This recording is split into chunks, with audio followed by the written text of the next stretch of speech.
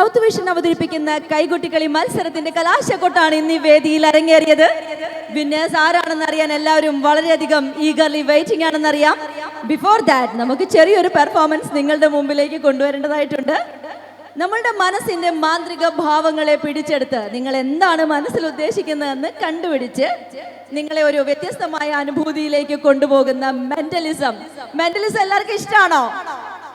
ആണോ? അപ്പൊ ഇന്ന് ഈ വേദിയിൽ നിങ്ങളുടെ മുൻപിൽ മെന്റലിസം പെർഫോം ചെയ്യുന്നതിന് വേണ്ടി ഞാൻ വെൽക്കം ചെയ്യുകയാണ് none other than Nandu, the mentalist. Nandu, please come to the stage. Hi Nandu. Hi. എന്തുണ്ട് വിശേഷം? നല്ല വിശേഷം. മെന്റലിസത്തിന്റെ ഷോസ് ഒക്കെ നന്നായിട്ട് നടന്നു പോകുന്നുണ്ടല്ലോ, എങ്ങനെയുണ്ട് എക്സ്പീരിയൻസ്? നല്ല എക്സ്പീരിയൻസ്. ആദ്യമായിട്ടാണ് മുണ്ടെടുത്തൊരു സ്റ്റേജിൽ മെന്റലിസം ചെയ്യാൻ വേണ്ടി കയറുന്നത്. അത് വെറൈറ്റി ആണ്, കാരണം നമ്മൾ എല്ലാ വേദികളിലും മെന്റലിസ്റ്റുകൾ കോട്ടും സ്യൂട്ടും ഒക്കെ ഇട്ട് വരുന്നതാണ് കാണുന്നത്. ഓക്കെ, അപ്പം മെന്റലിസം എന്ന് പറയുമ്പോൾ നിങ്ങൾക്കൊന്ന് ജസ്റ്റ് ഇൻട്രൊഡ്യൂസ് ചെയ്യാം. മെന്റലിസം എന്ന് പറയുമ്പോൾ ജസ്റ്റ് മാജിക് ഇല്ലേ, നമ്മുടെ മാജിക്കിൻ്റെ ഒരു അപ്ഡേറ്റ് വേർഷൻ, പുതിയ ഫോണൊക്കെ ഇറങ്ങും, പുതിയ ഫീച്ചേഴ്സുമായിട്ട് ഇറങ്ങത്തില്ലേ, അതുപോലെ മാജിക്കിൻ്റെ ഒരു ആർട്ട് ഓഫ് ഫോം ആണ് ജസ്റ്റ്. അല്ലാതെ എനിക്ക് വലിയ ശക്തിയോ കാര്യങ്ങളൊന്നും ആയിട്ടില്ല. ഓക്കെ, അപ്പം ഞാൻ നിങ്ങളിൽ നിന്ന് ഒരാളെ വിളിക്കും. ഓക്കെ, എന്താണ്? പ്രജിത്ത്. ഞാൻ ഡാൻസ് എല്ലാം കണ്ടോ, നന്നായിട്ടുണ്ട് കേട്ടോ. ഓക്കെ, അപ്പോൾ ബ്രോ ജസ്റ്റ് ഒന്ന് സീറ്റിലോട്ട് ഇരുന്നോളൂ. നമ്മുടെ വീടുകളിൽ നമ്മൾ കൊച്ചു പിള്ളേരെയൊക്കെ നമ്മളെല്ലാവരും വഴക്ക് പറയും, നീ പഠിച്ചില്ലെങ്കിൽ നീ മണ്ടനായി പോവും. ജസ്റ്റ് ഒരു എക്സ്പെരിമെൻ്റ് ആണ് കേട്ടോ. നമ്മൾ ഒരിക്കലും പിള്ളേരുടെ ഇടയ്ക്ക് നീ പഠിച്ചില്ലേ മണ്ടനായി പോവും എന്ന് പറഞ്ഞു കഴിഞ്ഞാൽ അവരുടെ മനസ്സിൽ അത് ആയെന്നിറങ്ങും. അതുകൊണ്ടുണ്ടാകാൻ പോകുന്ന ചെറിയൊരു എക്സ്പെരിമെൻറ്റ് ജസ്റ്റ് ഞാൻ കാണിച്ചു തരാം. ഓക്കെ, ബ്രോയ്ക്ക് നല്ല ഇംഗ്ലീഷും മലയാളമൊക്കെ നല്ലപോലെ വായിക്കാൻ അറിയാമോ? അറിയാം. നല്ലപോലെ അറിയാമല്ലോ. ഓക്കെ, എൻ്റെ കയ്യിൽ ഞാനിവിടെ കാണിക്കുന്ന കാര്യം നിങ്ങൾക്ക് വായിക്കാൻ കഴിയുന്നെങ്കിൽ അത് പറയരുത്.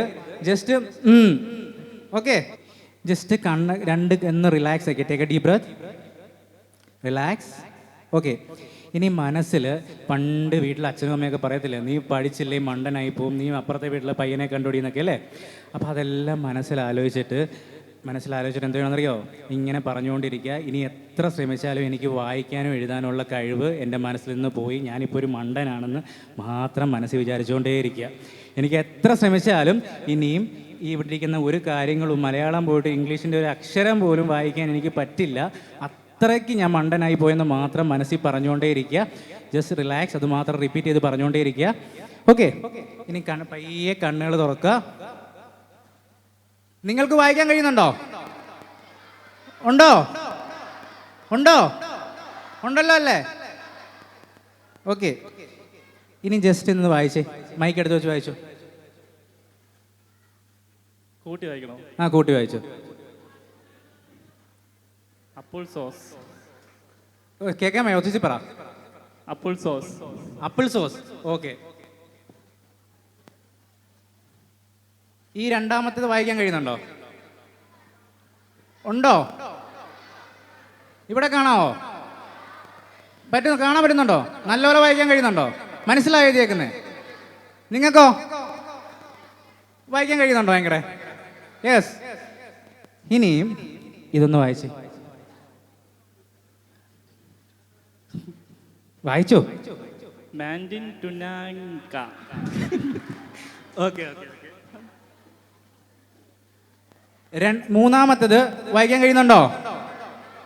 ഉണ്ടോ? ഇവിടെ പറ്റുന്നുണ്ടല്ലോ ആങ്കറെ.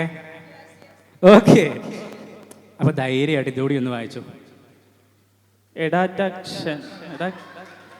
ഓക്കെ, ഇനി ലാസ്റ്റ് ഇത് വായിക്കാൻ കഴിയുന്നുണ്ടോ? ഉണ്ടോ? ഇവിടെ കൂട്ടുകാരന് പണി കിട്ടാൻ നല്ല സന്തോഷം ഇരിക്കും ഇല്ലയോ? ഓക്കെ, ഇനിയും ധൈര്യമായിട്ടൊന്ന് വായിച്ചേ.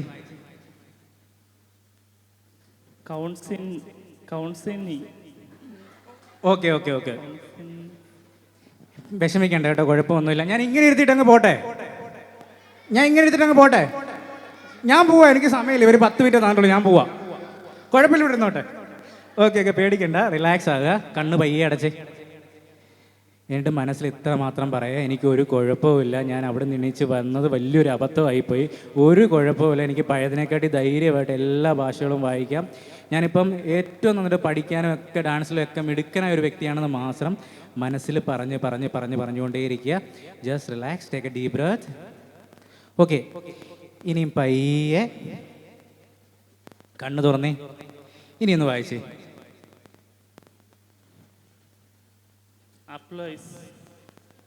എന്നിട്ടും വായിക്കാൻ അറിയത്തില്ലയോ? എന്നതാ എഴുതിയേക്കുന്നേ?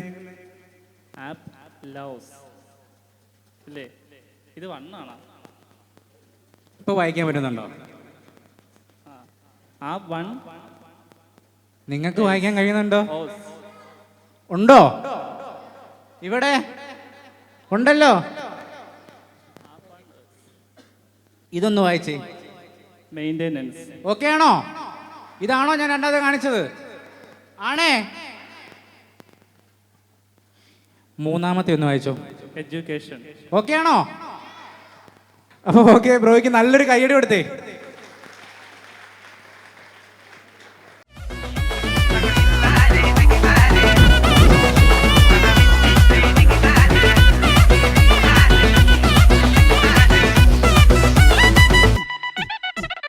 സൗത്ത് വിഷൻ സംഘടിപ്പിച്ച കൈകൊട്ടിക്കളി മത്സരത്തിന്റെ യാത്ര എന്ന് പറയുന്നത് ദീർഘമായ യാത്ര തന്നെയായിരുന്നു. ദീർഘവും അതിലേറെ മനോഹരവുമായ ഒരു യാത്ര എന്ന് തന്നെ നമ്മൾ പറയേണ്ടിയിരിക്കുന്നു.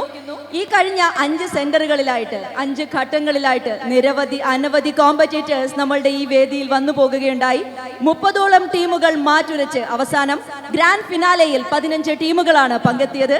ഈ പങ്കെടുത്ത 15 ടീമിൽ നിന്നും വിജയികളായവരെ കാത്തിരിക്കുന്നത് ക്യാഷ് പ്രൈസുകളാണ്.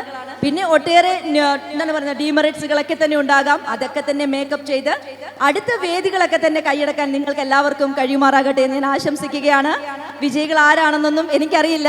അതിന്റെ ഉത്തരവാദിത്തം ഞാൻ ജഡ്ജസിനെ ഏൽപ്പിക്കുകയാണ്. അതിനു മുമ്പായിട്ട് നമ്മളുടെ മെറിറ്റ്സ് ആൻഡ് ഡീമെറിറ്റ്സ് എന്തൊക്കെയായിരുന്നു എന്ന് പറയുന്നതിനായിട്ട് നമ്മുടെ ബഹുമാനായ ജഡ്ജ് ശ്രീ രാഹുൽ കൃഷ്ണനെ ഞാൻ ഇൻവൈറ്റ് ചെയ്യുകയാണ്. നമസ്കാരം. റിമാർക്ക് പറയുന്നതിന് മുന്നേ 1-2 കാര്യങ്ങൾ എടുത്തു പറയേണ്ടതുണ്ട്. 5 വേദികളിലായിട്ട് നടന്ന മത്സരമായിരുന്നു ഇന്ന് അവസാനത്തെ ഘട്ടത്തിലെത്തി നിൽക്കുന്നത്. ആദ്യം തന്നെ പറയാനുള്ളത്, വളരെ സന്തോഷമുണ്ട്. പറഞ്ഞു കൊടുത്ത റിമാർക്കുകളെല്ലാം മനസ്സിലാക്കി ഈ ഒരു വേദിയിൽ ഇത്രയും നന്നായിട്ട് ഈ 15 ടീമും നന്നായിട്ട് പ്രാക്ടീസ് ചെയ്ത് വന്നതിൽ ഒരുപാട് സന്തോഷമുണ്ട്. ഞങ്ങൾ പറഞ്ഞ എല്ലാ റിമാർക്സും അക്സെപ്റ്റ് ചെയ്യാൻ തയ്യാറായതിനും ഒരുപാട് താങ്ക്സ് ഉണ്ട്. ഇവിടെ നമുക്ക് ഉറപ്പായിട്ടും ഒരു ജഡ്ജ്മെന്റിന്റെ ആവശ്യമുണ്ട്. കാരണം 15 ടീമുകൾ വളരെയധികം നന്നായിട്ടാണ് പെർഫോം ചെയ്തത്. അപ്പോൾ നിങ്ങളുടെ എല്ലാ മൈന്യൂട്ട് പോയിന്റുകളും നമുക്ക് എടുത്ത് റിമാർക്ക് ചെയ്താൽ മാത്രമേ നമുക്കൊരു 3 സ്ഥാനക്കാരെ നമുക്ക് കണ്ടുപിടിക്കാൻ പറ്റുള്ളൂ. അതുകൊണ്ട് നിങ്ങളുടെ എല്ലാ പ്രശ്നങ്ങളും മനസ്സിലാക്കി തന്നെയാണ് ഞങ്ങൾ ഇങ്ങനെ ഒരു റിമാർക്ക് ഷീറ്റ് തയ്യാറാക്കിയിരിക്കുന്നത്. ആദ്യം തന്നെ നമ്മളുടെ 15 ടീമിന്റെയും ക്യാപ്റ്റൻസ് ഒന്ന് സ്റ്റേജിലേക്ക് വരിക.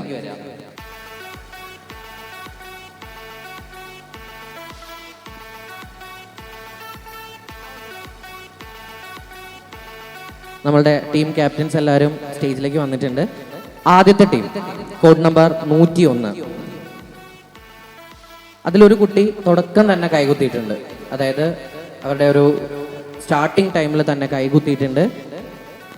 ടൈമിങ്, അതുപോലെ ഒരു പാട്ടിൽ നിന്ന് അടുത്ത പാട്ടിലേക്ക് പോകുമ്പോഴുള്ള ടൈമിങ് വളരെയധികം ശ്രദ്ധിക്കുക. അതുപോലെ തന്നെ ഒരു പ്ലസ് ഫോർമേഷൻ വന്ന സമയത്ത് വളരെയധികം ഡിസ്റ്റൻസ് ഫീൽ ചെയ്യുന്നുണ്ടായിരുന്നു. അതുപോലെ തന്നെ നിങ്ങളുടെ റൗണ്ട് സെക്ഷനിലും ഒരാൾ തമ്മിലുള്ള അകലം, ഒരു കുട്ടിയിൽ നിന്ന് അടുത്ത കുട്ടിയിലേക്ക് ഉള്ള അകലം വളരെയധികം കൂടുതലായിരുന്നു. അത് നിങ്ങൾ കറങ്ങി വരുമ്പോഴാണ് ഏറ്റവും കൂടുതൽ ശ്രദ്ധിക്കേണ്ടത്. സ്പീഡ് കൂടുന്നതനുസരിച്ചിട്ട് നിങ്ങൾ കറങ്ങി വന്ന് റൗണ്ടിൽ നിൽക്കുമ്പോൾ നിങ്ങളുടെ പൊസിഷൻസ് എല്ലാം അങ്ങോട്ടും ഇങ്ങോട്ടേക്ക് ചേഞ്ച് ആവുന്നുണ്ടായിരുന്നു. അതുപോലെ തന്നെ നമുക്ക് കഴിഞ്ഞ എല്ലാ സ്റ്റേജുകളിലും പറഞ്ഞതാണ്, നമ്മൾ നിൽക്കുന്ന പ്ലാറ്റ്ഫോം എന്ന് പറയുന്ന ഒരു സെക്ഷൻ വിട്ട് പുറത്തേക്ക് പോകരുതെന്ന്. ഇവിടെ നിങ്ങൾക്ക് മാർക്ക് ചെയ്തിട്ടുണ്ട്, നിങ്ങൾ ഈ കാർപ്പറ്റ് ഉണ്ട്, ഇതിനൊക്കെ പുറത്ത് പോയിട്ട് കളിക്കുന്നുണ്ടായിരുന്നു.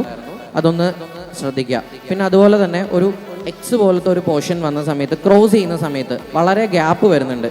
ലാസ്റ്റ് പാട്ട് ചെയ്യുന്ന സമയത്ത് ഒരു കൺട്രോൾ പോയിട്ടാണ് ഒരുവിധപ്പെട്ട എല്ലാവരും കളിച്ചത്. അതായത് കളിച്ച് നിങ്ങൾ വരുമ്പോൾ ആ അടുത്ത സ്റ്റെപ്പിലേക്കുള്ള ഒരു കൺട്രോൾ പോയിട്ട് ഇങ്ങനെ ഒരു കൺഫ്യൂഷൻ ഉണ്ടാവുന്നുണ്ട്. ലാസ്റ്റ് എനർജി ഒരു ഇച്ചിരി ലോ ആയിരുന്നു. വളരെ നല്ല നിലവാരം പുലർത്തിയ ഒരു ടീം തന്നെയായിരുന്നു. നമ്പർ 104. ഈ റൗണ്ട് പോർഷൻസ് ചെയ്യുന്ന സമയത്തുള്ള ഡിസ്റ്റൻസ് വളരെയധികം ശ്രദ്ധിക്കുക. അതിൻ്റെ ഈ റൗണ്ട് പോർഷൻ ചെയ്യുന്ന സമയത്ത് ഒരു റൈറ്റ് സൈഡിൽ, ഈ ഒരു റൈറ്റ് സൈഡിലായിട്ട് കുറച്ച് വീക്കാണ്. അതായത് കളിച്ച് വരുമ്പോൾ ബുദ്ധിമുട്ടുണ്ടാവുന്നുണ്ട് അവർക്ക്. കൈ കൊട്ടുന്നതിന് കുറച്ചുകൂടി പ്രാധാന്യം കൊടുക്കുക. നമ്മളുടെ മത്സരം തന്നെ കൈകൊട്ടി കളി എന്നാണ് പറയുന്നത്. അപ്പോൾ അതുകൊണ്ട് കൈ കൊട്ടുന്നതിന് കുറച്ചുകൂടി പ്രാധാന്യം കൊടുക്കുക. ചില പാട്ടുകൾ എടുക്കുമ്പോൾ അവിടെ കൈ കൊട്ടുന്നതിന് ഒരു പ്രാധാന്യമില്ല. നിങ്ങൾ കുറച്ച് എന്താ പറയുക, നിങ്ങളുടേതായിട്ടുള്ള സ്റ്റെപ്സുകൾ എടുത്ത് ആ സ്റ്റെപ്സുകൾ വട്ടത്തിൽ നിന്നും പ്ലസുകളിലും ഓരോരോ സ്ഥലത്തു നിന്നും ഫോർമേഷനായിട്ട് കളിക്കുന്നത് മാത്രമേ ഉള്ളൂ. അതൊന്ന് കൈകൊട്ടിക്കും കൂടെ ചെയ്തു കഴിഞ്ഞാൽ നമ്മളുടെ കൈകൊട്ടിക്കളി എന്ന് പറയുന്നതിന് തന്നെ ഒരു പൂർണ്ണത ഉണ്ടാവും. എനർജി ലെവൽ ശ്രദ്ധിക്കുക. മുരുകൻ്റെ സോങ്ങിൻ്റെ തുടക്കം കോർഡിനേഷൻ ഉണ്ടായിരുന്നില്ല, എല്ലാവരും ഒരുപോലെ കളിക്കുന്നുണ്ടായിരുന്നില്ല ആ മുരുകൻ്റെ സോങ് വന്ന സമയത്ത്. അതുപോലെ തന്നെ ആ മുരുകൻ്റെ പോർഷൻ കഴിഞ്ഞിട്ട് വരുന്ന ഏറ്റവും എൻഡ് പോർഷനിൽ നിങ്ങളുടെ ഫോർമേഷൻ എന്താണെന്ന് അതായത് ഞങ്ങൾക്ക് 3 പേർക്കും കൺവേ ആകുന്നുണ്ടായിരുന്നില്ല. വൃത്തത്തിൻ്റെ അകലങ്ങളെല്ലാം പരസ്പരം ശ്രദ്ധിക്കുക. അടുത്ത കോഡ് നമ്പർ 105. പരസ്പരം തട്ടുന്നുണ്ടായിരുന്നു. അത് നിങ്ങൾ കളിച്ച് വരുമ്പോൾ പരസ്പരം തട്ടുന്നുണ്ടായിരുന്നു. ഇതുപോലെ റൗണ്ട് പോർഷൻ ശ്രദ്ധിക്കുക. എനർജി ലെവൽ ഒന്നുകൂടി ഹൈ ആക്കുക. മുരുകൻ സോങ് തൊട്ട് എനർജി വീണ്ടും പഴയതുപോലെ നിങ്ങൾ റിവൈസ് ചെയ്ത് വന്നിട്ടുണ്ട്. ക്രോസിങ് ആകെ കൺഫ്യൂഷൻ ആയിരുന്നു. അതായത് നിങ്ങൾ പല പോർഷനിലേക്ക് പോകുന്ന ക്രോസിങ്സ് ഒക്കെ നിങ്ങൾക്ക് വളരെയധികം കൺഫ്യൂഷൻ ആയിരുന്നു. നിലവാരമുള്ള പെർഫോമൻസ് ആണ്, ക്ലീൻ ആൻഡ് നീറ്റ് ആണ് അവർ കളിച്ചത്.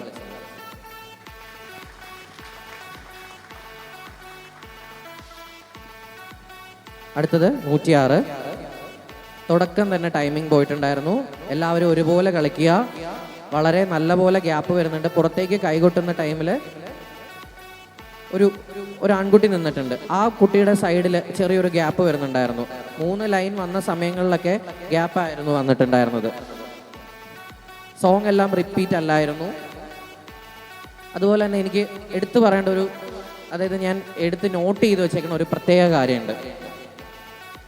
അതിലൊരു അതായത് പാർട്ടിസിപ്പേറ്റ് ചെയ്തൊരു കാൻഡിഡേറ്റ്, അയാൾക്ക് ഒരു അപ്രിസിയേഷൻ കൊടുത്തു തന്നെ മതിയാവുള്ളൂ. അത്യാവശ്യം അയാളുടെ ശരീരപ്രകൃതം വെച്ചിട്ട് അയാൾക്ക് ഈ ഒരു പ്ലാറ്റ്ഫോമിൽ വന്ന് കളിക്കാനുള്ള ഒരു ധൈര്യം, അത് വളരെയധികം അപ്രിസിയേറ്റ് ചെയ്തേ പറ്റുള്ളൂ നമുക്ക്.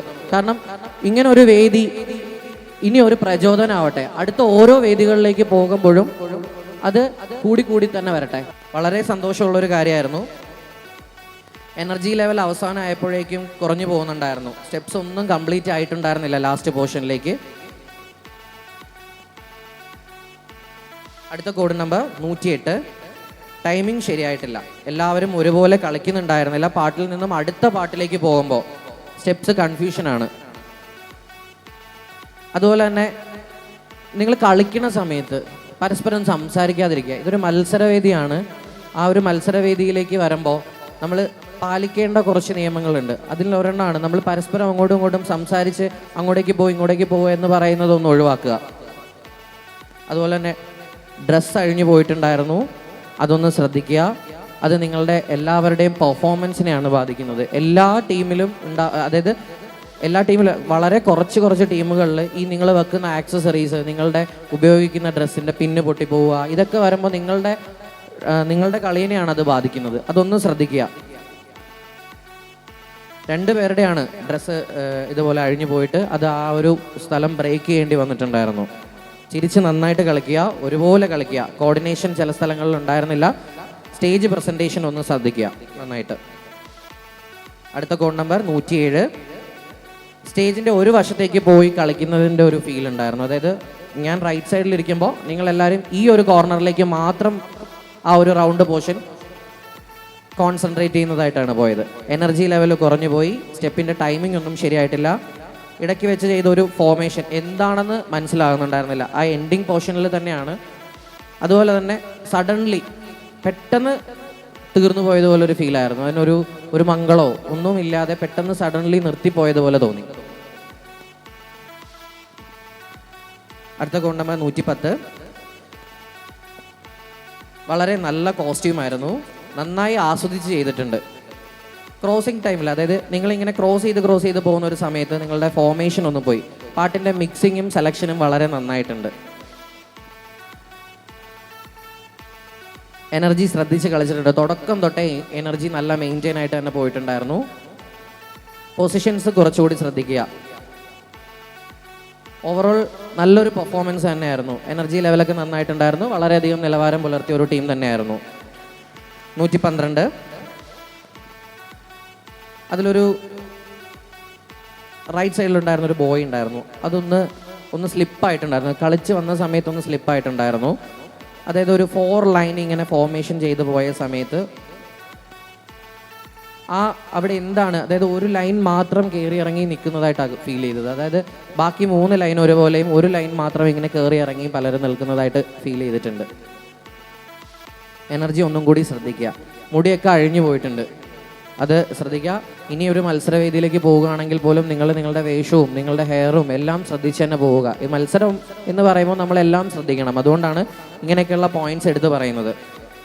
സ്റ്റെപ്പിൻ്റെ പെർഫെക്ഷൻ അവസാനമൊക്കെ ആയപ്പോഴത്തേക്കും ഒന്ന് കുറഞ്ഞിട്ടുണ്ടായിരുന്നു. എൻഡിങ് ശരിയായിട്ടില്ല, ഒന്ന് പെട്ടെന്ന് നിർത്തിപ്പോയതുപോലെ തോന്നി. നല്ല നിലവാരം പുലർത്തിയ ഒരു ടീം തന്നെയായിരുന്നു. 113.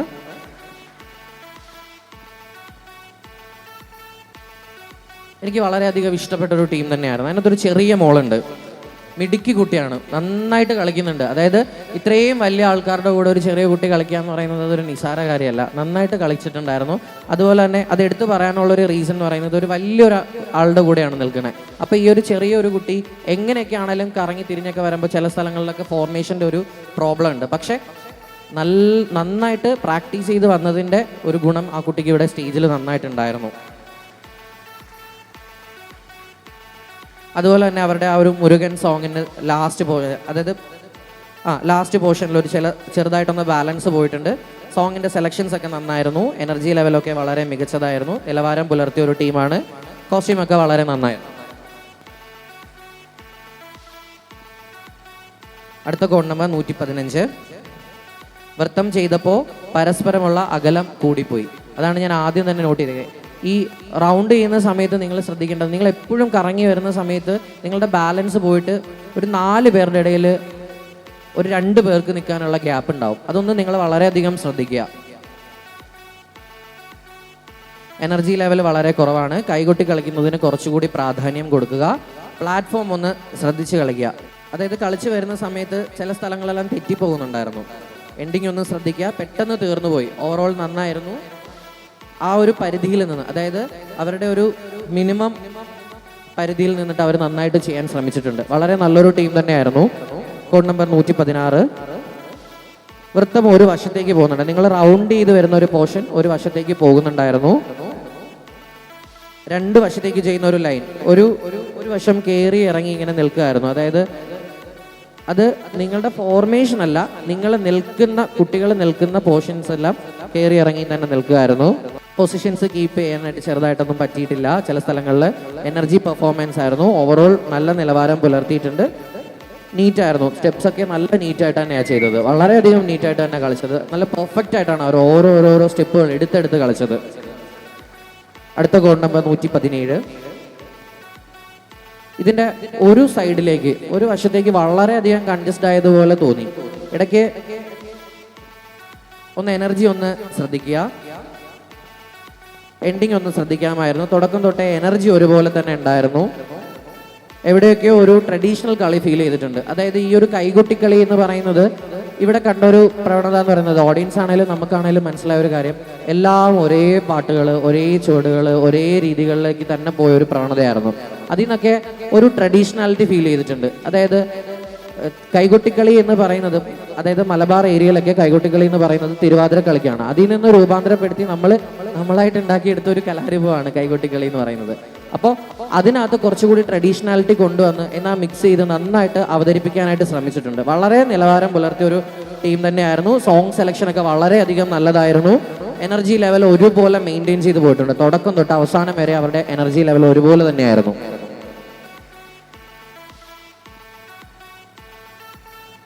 അടുത്തത് 119. ഒരു ലൈൻ ഇങ്ങനെ ക്രോസ് ചെയ്ത് പോയ സമയത്ത് ഒരു ടൈമിംഗ് ഉണ്ട്. ആ ഒരു ടൈമിങ്ങിൻ്റെ ഒരു ചെറിയൊരു വേരിയേഷൻ അവിടെ നന്നായിട്ട് ഫീൽ ചെയ്തിട്ടുണ്ടായിരുന്നു. അവസാനം ചെറുതായിട്ടൊന്ന് എനർജി പോയിട്ടുണ്ട്. വളരെ നിലവാരം പുലർത്തിയിട്ടുണ്ട്. എനർജി മെയിൻറ്റെയിൻ ചെയ്ത് കളിച്ചു. പാട്ട് ശ്രദ്ധിച്ചു പാട്ട് ശ്രദ്ധിച്ച് നന്നായിട്ട് ചെയ്തു വന്നിട്ടുണ്ട്. അതുപോലെ തന്നെ കഴിഞ്ഞ തവണത്തെക്കാളും കുറച്ചുകൂടി, അതായത് ഞാൻ ഈ കഴിഞ്ഞ അവരുടെ പെർഫോമൻസ് വാച്ച് ചെയ്തതിനെക്കാട്ടിയും കുറച്ചുകൂടി ഒന്നുകൂടി നന്നായിട്ട് നിലവാരം പുലർത്തിയിട്ടുണ്ട്. അവരൊരു സ്പീഡെല്ലാം കുറച്ച് ഒരു ലെവലിലേക്ക് കയറി വന്നപ്പോൾ കുറച്ചും കൂടി അവർക്ക് ചെയ്യാനുള്ളൊരു ടെൻഡൻസി ഉണ്ടായിരുന്നു. വളരെ വളരെ മികച്ച ഒരു ടീം തന്നെയായിരുന്നു. 103 നിങ്ങൾ യൂസ് ചെയ്യുന്ന ആക്സസറീസ് ഒക്കെ ഒന്ന് ശ്രദ്ധിക്കുക. ഒരു ലൈൻ രണ്ടായിട്ട് ക്രോസ് ചെയ്യുന്ന സമയത്ത് ടൈമിംഗ് ഉണ്ടായിരുന്നില്ല. ചില പൊസിഷൻസ് ഒക്കെ ഭയങ്കരമായിട്ട് മാറിയും തിരിഞ്ഞൊക്കെ നിൽക്കുന്നതായിരുന്നു കാണുന്നത്. ചില സ്ഥലത്ത് സ്റ്റെപ്സ് കളിക്കുമ്പോൾ ക്ലാരിറ്റി ഉണ്ടായിരുന്നില്ല. അതൊന്നും ശ്രദ്ധിക്കുക. അത് പ്രാക്ടീസ് കൊണ്ട് മാത്രം റെഡിയാക്കേണ്ട ഒരു കാര്യമാണ്. നന്നായി ചിരിച്ച് ആസ്വദിച്ച് കളിക്കുക. നമ്മൾ ഓഡിയൻസിനെ കുറച്ചും കൂടി സന്തോഷിപ്പിക്കുക എന്നുള്ളതാണ് അതിനകത്ത് ഏറ്റവും വലിയൊരു കാര്യം. കുറച്ചുകൂടി ഒന്ന് സന്തോഷത്തോടു കൂടി കളിക്കുക. കളിച്ച് വരുമ്പോൾ ആ ഒരു ക്ഷീണം അവരുടെ മുഖത്ത് നന്നായിട്ടുണ്ട്. അതുപോലെ തന്നെ മുരുകൻ സോങ്ങിൽ പൊസിഷൻ ഒന്ന് പോകുന്നുണ്ടായിരുന്നു.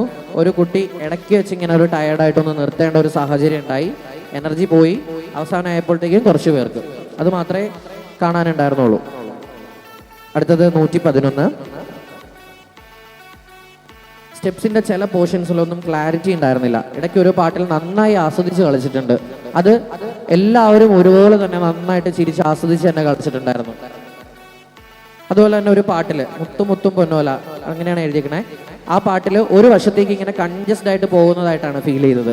പൊസിഷൻസ് കറക്റ്റ് ആണോ എന്ന് തിരിഞ്ഞു നോക്കുന്നുണ്ടായിരുന്നു. അതായത് ഈ ഒരു എൻഡിൽ ഇങ്ങനെ ഒരു ലൈൻ വന്ന സമയത്ത്, ഒരു 2 ലൈൻ വന്ന സമയത്ത് നിൽക്കുന്ന സ്ഥലം ശരിയാണോ എന്നൊന്ന് തിരിഞ്ഞു നോക്കുന്ന ഒരു പ്രവണത കാണാനുണ്ടായി. നന്നായി കളിച്ചിട്ടുണ്ടായിരുന്നു. അതുപോലെ തന്നെ പെട്ടെന്ന് നിർത്തിയതുപോലെയാണ് ഫീൽ ചെയ്തത്.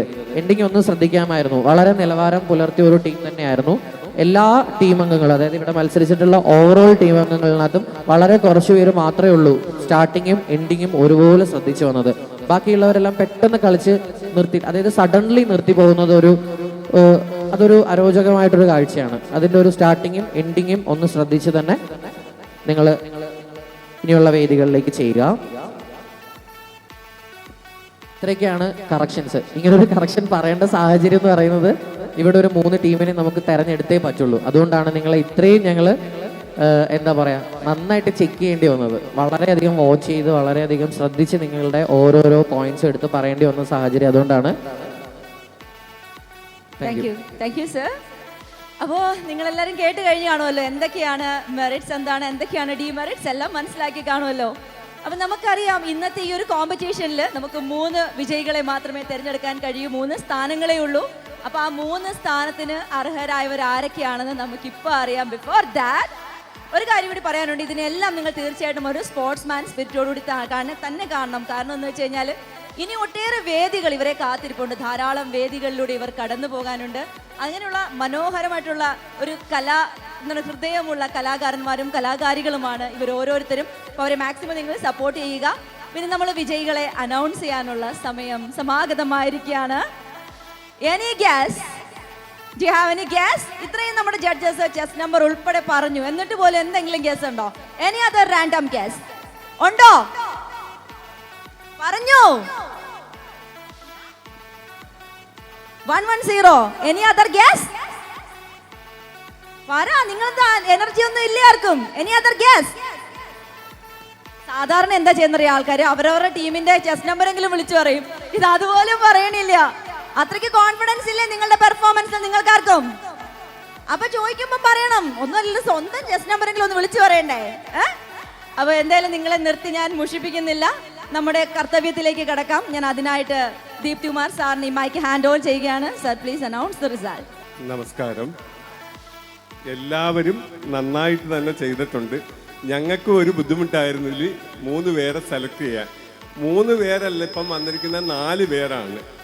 സെക്കൻഡ് തേർഡ് 2 പേർക്ക് വന്നിട്ടുണ്ട്. അത് ഇവിടെ ഇതിൻ്റെ സംഘാടകർ തന്നെ അത് അനൗൺസ്മെൻറ്റ് ചെയ്യുകയും അതിന് വേണ്ടത് എന്തുവാന്ന് വെച്ചാൽ അവർ നൽകാവുന്നതാണ് പറഞ്ഞിട്ടുള്ളത്. അന്നേരം ഫസ്റ്റും സെക്കൻഡും ഇവിടെ ഇപ്പോൾ അനൗൺസ്മെൻറ്റ് ചെയ്യും. തേർഡ് അവർ അനൗൺസ്മെൻറ്റ് ചെയ്യുന്നതായിരിക്കും. സെക്കൻഡ് പ്രൈസ് വന്നിരിക്കുന്നത് 117. ഫസ്റ്റ് പ്രൈസ് അനൗൺസ് ചെയ്യുന്നതിന് മുന്നേ ആർക്കായിരിക്കും ഫസ്റ്റ്? ഒന്ന് ഗസ് ചെയ്യാൻ പറ്റുമോ ആർക്കെങ്കിലും?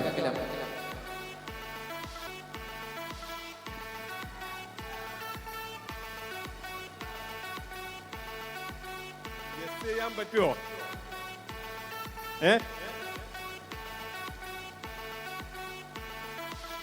ഫസ്റ്റ് പ്രൈസ് വന്നിരിക്കുന്നത് 119.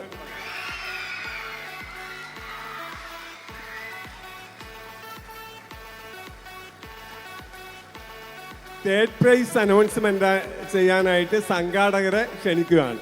വൗ, വാട്ട് എ റിസൾട്ട് അല്ലേ! അതിമനോഹരമായിട്ടുള്ള റിസൾട്ട് അനൗൺസ്മെന്റ് ആണ്. വളരെ എനർജി പവർ പാക്റ്റബിൾ ആയിട്ടുള്ള ടീമിന് തന്നെയാണ് സെലക്ഷൻ കിട്ടിയിട്ടുള്ളത്. പറഞ്ഞോളൂ സർ. നിങ്ങൾ ഈ പറഞ്ഞ 110 നല്ല ടീമാണ്. അവരെ ഞങ്ങൾക്ക് ഒഴിവാക്കാൻ പറ്റാത്തത് കൊണ്ട് ഞങ്ങൾ അവർക്കും കൂടെ ഒരു സ്ഥാനം വരണമെന്ന് പറഞ്ഞു തന്നെയാണ് ഞങ്ങളിത് വിധിനിർണ്ണയം ചെയ്തിരിക്കുന്നത്. എന്ന് വെച്ചാൽ അവരുടെ കോർഡിനേഷൻ, പിന്നെ അവരുടെ ആ ഒരു സൈസ്, എല്ലാവരും ഒരേപോലുള്ള കുട്ടികളാണ്. അവരിൽ ഉള്ളൊരു കുഴപ്പമെന്ന് വെച്ചാൽ കുറച്ച് എനർജി ലെവൽ ചെയ്ത് വന്നപ്പോൾ കുറഞ്ഞ് ആ കുട്ടികൾക്ക് തന്നെ അറിയാൻ സാധിക്കും. ഓക്കെ, നമുക്ക് വിധി നിർണ്ണയത്തിനായിട്ട് നമ്മളെ സംബന്ധിച്ച് ഇപ്പോൾ ഇവിടെ മാനേജ്മെൻറ്റ് ഇങ്ങനെ ഒരു ഇടപെടൽ നടത്തേണ്ട ഒരു സാഹചര്യം ഇപ്പോൾ പറഞ്ഞിട്ടുണ്ട്. അത് തേർഡ് പ്രൈസിലേക്ക് 2 ടീമിനെ ഒരേപോലെ വന്നു എന്നാണ് പറഞ്ഞത് അല്ലേ? നിങ്ങൾക്കത് കേൾക്കുമ്പോൾ എന്തെങ്കിലും അസ്വാഭാവികത ഉണ്ടെങ്കിൽ ഞങ്ങൾക്ക് ഭയങ്കര സന്തോഷം തോന്നി അങ്ങനെ വന്നപ്പോൾ. കാരണം അത്ര കൃത്യമായ ഒരു ജഡ്ജ്മെൻ്റ് ആയതുകൊണ്ടാണ് അത് വരിക. ഇല്ലെങ്കിൽ വരില്ല. വേണമെങ്കിൽ അവർക്ക് ഏതെങ്കിലും രീതിയിൽ എവിടെയെങ്കിലും ഒരു പാളിച്ച കണ്ടിട്ട് ഒരാളെ ഇറക്കുകയോ കയറ്റുകയോ ചെയ്യാം. പക്ഷെ അത് 100% ആ ജഡ്ജ്മെൻറ്റിനകത്ത് ഞങ്ങൾക്ക് അഭിമാനമുണ്ട്. അപ്പോൾ സ്വാഭാവികമായും നിങ്ങളോട് തന്നെ ചോദിക്കുന്നത്, ഏത് മത്സരങ്ങളാണെങ്കിലും, ഏത് ഇൻ്റർനാഷണൽ മത്സരങ്ങളാണെങ്കിലും ഒരേ പോയിന്റിലേക്ക് 2 പേര് വന്നാൽ എന്താ ചെയ്യുക? 2 പേര് ടൈ ആയാൽ എന്താ ചെയ്യുക? അവരെ നറുക്കിട്ട് തീരുമാനിക്കണം. അങ്ങനെയല്ലേ പറ്റുക? വേറെ എന്തെങ്കിലും ഉണ്ടോ? ഒബ്ജക്ഷൻ ഉണ്ടോ അതിനകത്ത്? ഇല്ലല്ലോ. നറുക്കിട്ട് തീരുമാനിക്കണം എന്നുള്ളതാണ്. അപ്പോൾ സ്വാഭാവികമായും ആ ഒരു പ്രക്രിയയാണ് നടക്കേണ്ടത്, നടക്കാൻ പോകുന്നത്. അതാണ് ചെയ്യേണ്ടത്. അങ്ങനെ വരുമ്പോൾ ഒരേപോലെ കളിച്ച് അല്ലെങ്കിൽ നല്ല പ്രാക്ടീസൊക്കെ ചെയ്ത് കഠിനാധ്വാനം ചെയ്ത 2 ടീമിൽ ഒരാൾ ഭാഗ്യദോഷം കൊണ്ട് പുറത്തേക്ക് പോകും അല്ലേ? നറുക്കിടുക എന്ന് പറഞ്ഞാൽ ഭാഗ്യമുള്ളവന് കിട്ടും, കിട്ടാതിരിക്കും. അങ്ങനെ വരുമ്പോൾ അതൊരു വിഷമമുണ്ടാവും. അപ്പോൾ ഞങ്ങൾ മാനേജ്മെൻ്റ് അപ്പോൾ ഒരു തീരുമാനമെടുത്തത്, അങ്ങനെ ഒരാൾ വിഷമിച്ച് ഞങ്ങളുടെ അടുത്തുനിന്ന് പോകണ്ട.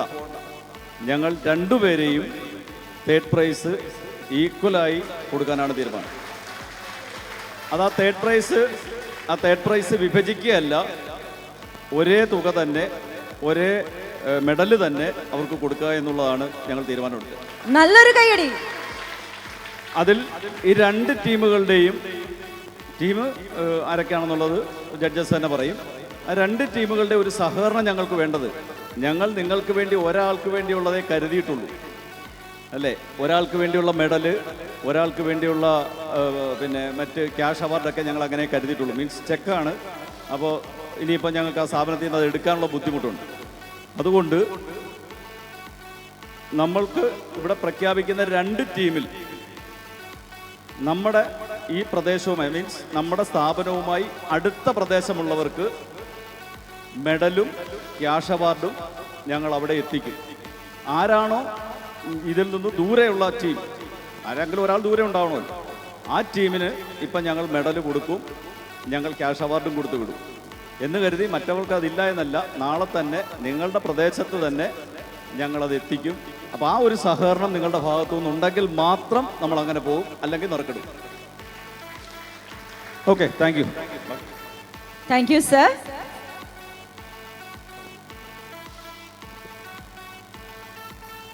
ആ ടൈ ആയിട്ട് വന്ന 2 ചെസ് നമ്പേഴ്സ് ഏതൊക്കെയാണെന്ന് ഇപ്പൊ ഏകദേശം ഒരു ഐഡിയ നിങ്ങൾക്ക് കിട്ടി കാണും. അപ്പോൾ അത് ആരൊക്കെയാണെന്നുള്ളത് കാര്യം നമ്മുടെ ജഡ്ജസ് തന്നെ പറയും. നമസ്കാരം.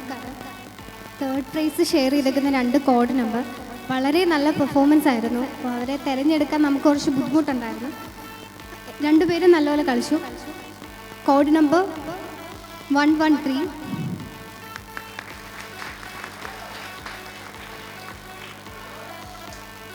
Code number 110. Thank you judges, thank you so much. അപ്പോൾ നമ്മളുടെ വിധി നിർണയം നമുക്ക് ലഭ്യമായി കഴിഞ്ഞു. ഒന്നാം സ്ഥാനം കരസ്ഥമാക്കിയത് chess number 119 and the second prize goes to chess number 117 and the third prize goes to code number 113 and 110.